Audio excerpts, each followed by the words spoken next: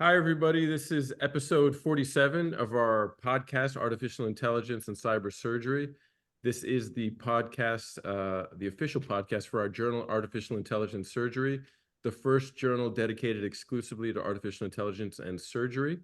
I will let my co-host, Professor Vincent Grasso, introduce our next guest. Thanks so much. This is an exciting time for us, and thank you, Gianluca, for joining our call. You are an interesting guy doing a lot of high-end surgery, hepatobiliary and transplant in Naples, I believe, from your LinkedIn profile. And we'd appreciate it if you could just introduce yourself to our audience and let us know about your clinical history and where you're moving forward, and hopefully using some AI in your clinical and research practice. So welcome to our podcast. Thank you so much. Thank you to both of you for your kind invitation. It's a real pleasure to be here and share this time with you. So I'm just gonna jump right in there. Remind me, the first time we met, was it in Lyon? Do you remember? Let's see if you remember. I think the first time we met in person was probably in Rome, Hills. That's what it was. About a year ago. Yeah. Nice. So where are you from, Gianluca? Where in Italy? Where we all three of us have Italian blood, some more than others. But where are you from in Italy? I'm boringly 100% Italian. I'm originally from Modena, but I do work in Naples. So I moved from northern Italy to southern Italy. So do you speak a little Bolognese? Yes, my mother is from Bologna. Yeah. That's my native language, actually. What is it? Es una cal que se crepa. Exactly. Summertime. Yeah, I know a lot other words, but I don't think I should say them on here. So where did you do your medical school and training? I did a medical school basically at home in my hometown in Modena. And then during my training, I moved to the UK and I spent there 6.5 years doing some PhD and fellowships. And then I came back to Italy to together with Professor Trisi, who was coming back from Belgium in Italy, to set up this unit at Federico II University Hospital of Naples, where we do HPB and transplants. Very nice. Where were you in the UK? Were you in, I'll let you tell me. Where were you? I moved a bit. So I spent 3 years in London, still doing HPB and transplantation. And then I moved to Edinburgh. And then after Edinburgh, back south to Oxford for a couple of years before coming back to Italy. This is surreal because I think we usually speak in Italian, and I'm so impressed by your British accent. You speak the Queen's English. Chapeau. So are you mainly a transplant surgeon, mainly oncology, mainly robot, mainly laparoscopy, mainly open? What is your main thrust? So I have an academic position, so I'm doing both research and the clinical stuff, obviously. So in HPB, majority of the cases are oncological, so liver tumors, whether are benign or malignant, pancreatic tumors, biliary tumors. Of course, there's some benign type like minor surgery, cholecystectomies, or general surgery related to transplants, for example, the catheter positioning for dialysis or nephrectomies or whatever is needed for those patients. So the elective time is spent on HPB, and then when there's transplant, we do donor surgery and the implants. And we have a strong commitment towards minimal invasive surgery. So we do roughly 70 to 80% of our cases overall, like including the major oncological cases, robotic or laparoscopically. And what is your preference in general? Are you more robot, more laparoscopy, or it depends? Well, the nice thing is to have all the weapons in your arsenal, and then it should be you adapted to the patient, not the other way around. It's not that you can do the procedure only open or only robotic. It should be you adopting the best strategy for that case or that patient. Love to hear it. And you are quite interested in radiomics. Yes, we try to move forward in that area that is transitioning from the research or experimental field into the clinical practice, and we do more and more so, I believe, in the next few years and decades. Because in healthcare, probably now we have a lot of collateral products from our investigation, from our activities, and we don't take full advantage of them. It's like the industries have a lot of waste and they can just discard it, or they can think about recycling and reusing it. We can do a CT scan to see how many lung or liver nodules can we find, but this holds like a huge bunch of data we can learn from. And just having a look at these 3 nodules and then put the CT scan in the archives is not taking full advantage of what we have. We are just probably just scraping the surface, exactly. So I like to do this for our viewers. How do you define radiomics? How do you consider it? If you were to explain it to a layperson. Will be the next generation of medical imaging. We started really from the black and white, big pixels, Minecraft-like imaging. And now actually we can integrate what we can see with our eyes with what can be interpreted by the artificial intelligence and the computer brains, not just our brains. So in an enhanced radiological interpretation of all the imaging that we can acquire. Nice. And so are you focused on mainly liver tumors or pancreas or both? In that regard, mainly liver, because we do quite a lot of studies on liquid biopsies, for example, as well, and precision medicine. So we try to integrate all these fields, not to work in completely separate compartments. So we try to take full advantage of all we can have from the imaging and from the bloods to be as precise as we can in the diagnosis, tailor-made on the patient and on the disease, because you realize that we are calling with the same name some diseases that probably have different nuances in different pages.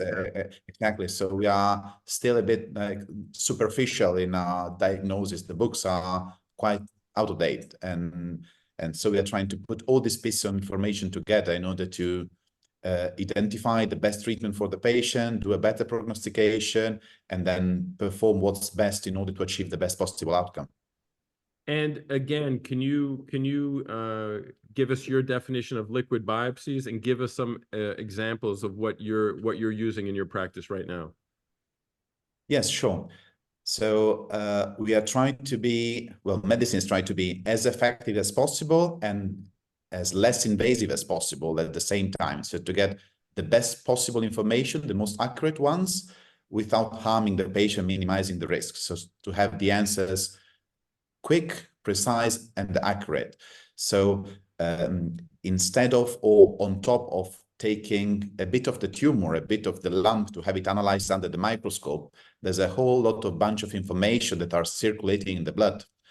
Some tumors are releasing some DNA or RNA, or there are some proteins that are different from a person without that specific disease, that with a simple blood test can be collected and analyzed, and gives information, for example, that different types of tumor that we call with the same name, but have different outcomes. They may not respond to chemotherapy, or they may respond very well to chemotherapy. And so you may decide whether to operate straight away on a patient or to do some other treatments beforehand.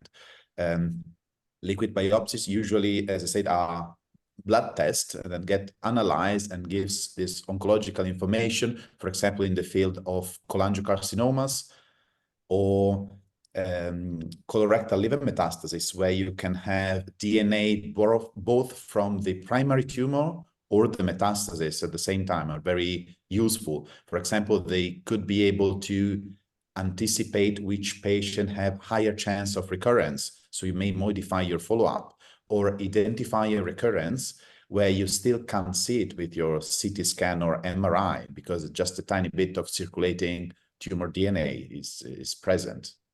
So, unlike tumor markers, which are done at your institution, are your liquid biopsies being done at your institution, or are you sending them out to be done in another laboratory?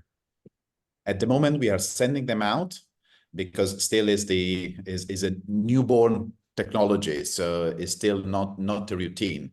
We are still doing it's a few years. We are doing some researches, and we are getting the first results, which are quite exciting actually. So I think will be integrated more and more in the clinical practice. The costs will be coming down and will be available for more institutions soon.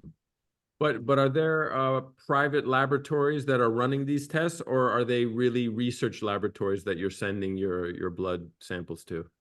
Research ones. Research ones. Okay, great. And are they in Italy or other places in Europe, or do you happen to know? Both. We use both. We use one in Spain, if I'm correct, and other ones like closer. And can you tell us which tumors in particular you're focusing on right now? Yes, so colorectal liver metastasis, so colon cancer, which is spreading to the liver. Yeah. So this is interesting on multiple levels, Vincent, because you could see how an algorithm could be used to analyze the chances, maybe even coming up with the stage the patient is at, or just giving us more information that we don't have now.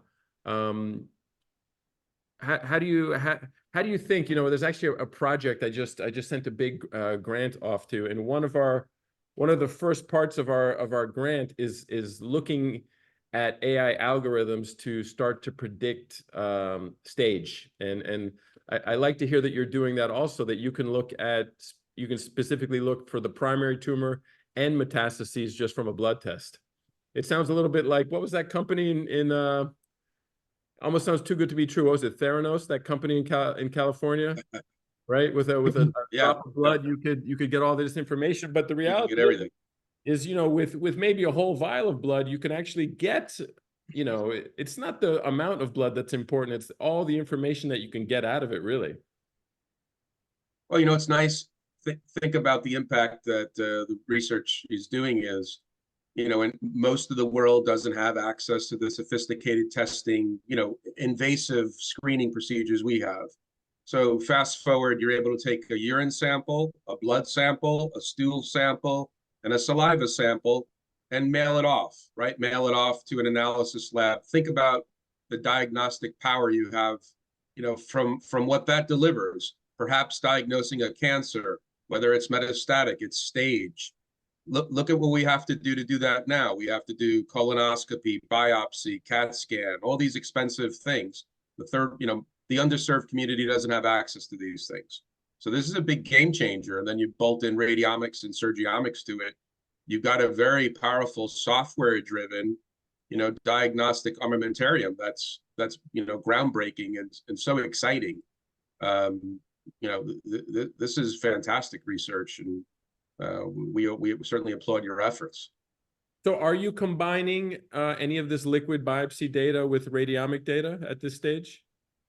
Yes, like for example, like we're talking about colorectal liver metastasis. This is where, artificial intelligence and all these technologies can come together literally in all stages of the disease. Like you can have both artificial intelligence, including machine learning and deep learning, and this other, for example, liquid biopsies for tumor development prediction, or to get a more accurate diagnosis, to predict the response to therapy, to predict the recurrence, and then to predict the survival. So literally from before, like the disease even occurs, to the final outcome. Yeah, it's the future is very exciting and bright. So you also work with a group of radiologists in, I believe, in radiomics. Can you tell us a little bit about that group? Yes, like we collaborate with different centers and different groups. For example, we do some projects with the CNR, with these national research centers from Italy. So for people who aren't from Europe, what does CNR? What is CNR? What is the equivalent in America, if you will? Well, I don't know actually. You tell me. You tell me what's. Yeah. So is CNR it's in Switzerland, or where is it? No. Is Italian. Is Italian. Has different like branches, Okay. and but is like centralized from the government. To say like it's a governmental institution to promote research.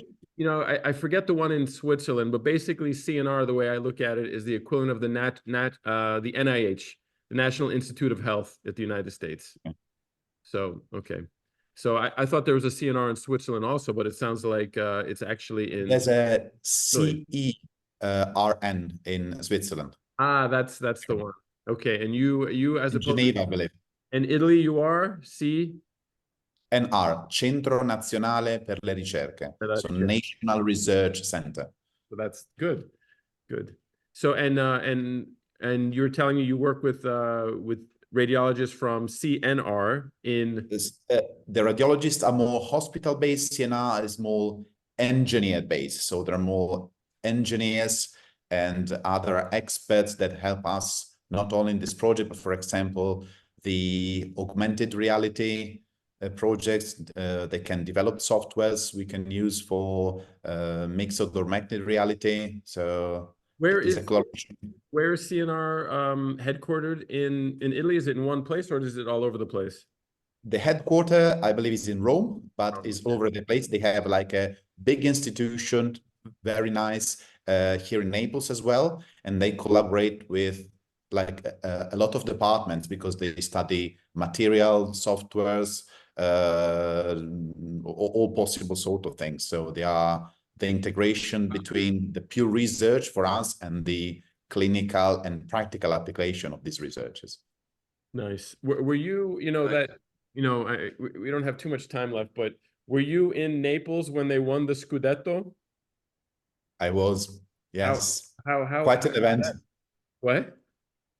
It was quite an event. Yeah, no, I bet. The reason I follow that even more closely is I believe you guys have a very strong player from the Republic of Georgia. Correct. Kvaratskhelia. Yeah, so the Georgians are very proud of him, obviously. So that must have been one hell of a party. It's been since Maradona won, right? Correct. It was 30 years. Wow. The league was not coming to Naples, so it was definitely a huge event. I was just reading today, I believe, is the 75th anniversary of the plane crash of Grande Torino. Do you know about this team, Vincent? You heard about them? Yeah. It's terrible. Yeah, they won, I believe, 5 in a row, Scudettos, and their plane was flying back from, I believe, Spain, maybe Portugal. I can't remember. They're doing a friendly, and they crashed into, I guess, the mountain. Superga mountain. Yeah, the mountain is called Superga. Superga. It's called like the shoes. Yes. Like the shoe. Yeah. So I just found that out today. That was anyway. That's a bad anniversary, but Vincent, do you have any ideas how we can help Gianluca with this group of radiologists? Well, Gianluca, are you guys open to amenable to working with other researchers outside your hospital system and research lab? So, for example, if Andrew and I had developed some algorithm based on our research here, how do folks like us engage with you guys so that together we're solving more complex problems that we can't do individually? Are you amenable? Does your system allow for collaboration, or are they very kind of closed and locked in? How would we go about that? Vincent, luckily it promotes collaboration. Gianluca, I'm sorry to interrupt, but I need Vincent he doesn't like to toot his horn very much, but Vincent, I need you to tell Gianluca, where your research appointment is and a little bit about that, so he can answer that question better. Yeah, I'm very fortunate. I'm a research professor at the University of New Mexico's Department of Electrical and Computer Engineering. So I'm trained as a surgeon, but I have a strong electronics and software architecture background.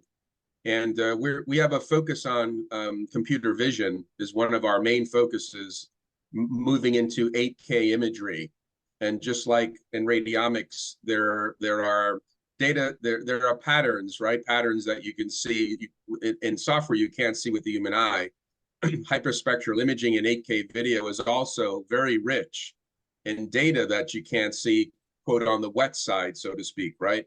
The live tissue versus the imaged tissue. So, you know, with the kinds of work we're all doing, I think there's wonderful collaboration opportunities between our respective universities to solve these big problems together faster, right? Because that's what we want to do, is move quickly. So how could we engage with you and your excellence, your excellent place in Naples? No, that's excellent. We well, luckily our institutions like promote collaboration of this kind, and this is all done to do things better, quicker, and with the end point, which is to deliver better care. So this is definitely feasible. That's fantastic, Andrew. Great. Now, Gianluca, correct me if I'm wrong, but did we invite you to do a special issue of the journal? It's not been finalized yet, but yes, we had a preliminary chat on that. All right, can you tell our viewers a little bit about what you want that special issue to be about? Well, actually, you're the boss, so no, you're the boss. You're deciding how to take best advantage of me and our colleagues. Okay, I'll tell you what you're gonna do if you want me to do it that way. No, I mean, all jokes aside, it would be great if you could do an issue focused on radiomics and liver tumors, or specifically if you wanted to add pancreas, that would be fine. But just so usually we like you to invite say about 10 people at least, if not more, because this is probably a good thing to say online. A lot of people don't realize that just because you get invited to write an article for a journal, it does not mean that it's automatically accepted, right? So a lot of people who get invited get offended if their paper doesn't get accepted. But that's how journals work. It has to be peer reviewed and approved. So that's the trick. You have to ask it at least 10 people, because probably at least half of those are not going to be accepted. In general, that's the average. Acceptance rate is between 50 and 40%. Okay. So Vincent, can you tell Gianluca a little bit more about Marios's work, like just the sheer volume of images that is being crunched over in New Mexico? I think it's helpful for Gianluca and for our viewers to realize like the sheer volume of data, and by that I mean the amount of ultrasounds, the amount of video that is being analyzed. It's not just a couple hundred. It's how many, Vincent? Yeah, I mean they went through 10 million carotid ultrasounds to develop the algorithm for safely and reliably predicting pathology within the carotid architecture. Right now, the good news is that now there's a lot more processing power. So you don't need as vast as the numerical data set, right? You don't need 10 million ultrasounds. But if you're risk averse, you really want to beat it up as much as you can. The exciting thing though is those of us that did a lot of high performance computing in the past, and then everything moved to the cloud. If you're going to play with surgical videos at 8K, if you're going to document a laparoscopic colon resection at 8K without compression, it's like an 80 to 100 terabyte file. So these become all of a sudden very, very large files. You very quickly move into petabytes and exabytes of data that you can't store in the cloud because it's cost prohibitive. So we're coming back to now this hybrid high performance edge computing, right, which you do on-prem, and then you can transmit algorithms, et cetera, up to the cloud. So this is such an exciting time of bringing back the high performance, folks that like playing in high performance, to helping us, rip through thousands of colonoscopy videos, endoscopies at high resolutions, and then ingest the radiology data from CAT scan, MRI, etc. And now you have a very rich environment, but that's not for people that don't have access to the high performance environment. So this is where you need collaboration, right? You can't do everything yourself, right? You don't have a high performance lab, perhaps in Naples, that's going to process exabytes of data, but maybe somebody else does because they're focused on that. So working together, we're going to solve some very complex problems. That's why this is so exciting. Andrew, really, I think you've done such a great job in the journal of bringing together all these potential collaborators, right? This, this is 48 podcasts almost with folks. Yeah, no, it's crazy. We're going to be celebrating our 50th Crazy. our 50th podcast soon, and we're still deciding on who to invite. We kind of want that to be a special event. So, Professor Rompianesi, I hope I didn't massacre it. Thank you very much for being on our podcast. We look forward to you sending us a list of people for that special issue. Again, focus on different aspects of radiomics in liver tumors or liver masses or what have you. I think it would actually also be interesting to add something on liquid biopsies and mixing that with radiomics, and that that brings us to something that Vincent alluded to. What do we call mixing